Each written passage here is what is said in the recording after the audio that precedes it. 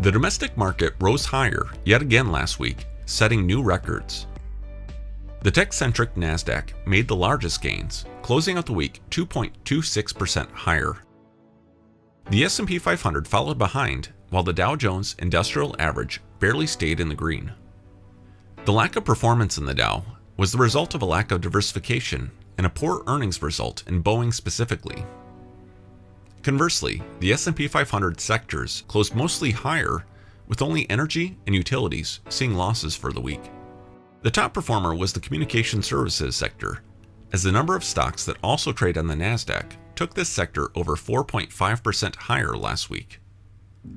This was despite the headline news that the Department of Justice was preparing an antitrust investigation into some of the biggest tech names in the world.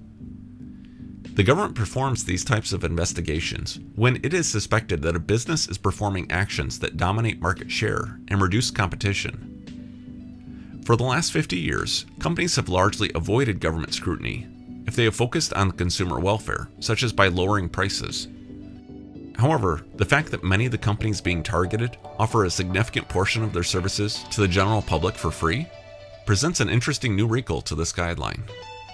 In other government news, congressional leaders announced a bipartisan deal to increase the debt ceiling and suspend the borrowing limit until July 31st, 2021. The Treasury Department anticipates that the government spending will exceed $1 trillion for the second consecutive year, but down from 2018.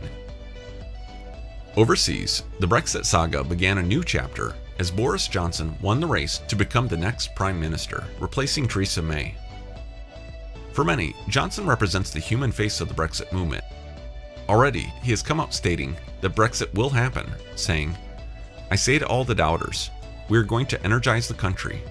We are going to get Brexit done on October 31st. We are going to take advantage of all the opportunities that it will bring in a new spirit of can-do." In economic news, Friday's release of GDP exceeded estimates of an annualized rate of 1.9%, with a reading of 2.1%. This served as a climax to the economic reports for the week that came in largely positive. Nevertheless, this hasn't shaken the market's anticipation for a rate decrease later this week, following Tuesday and Wednesday's FOMC meeting.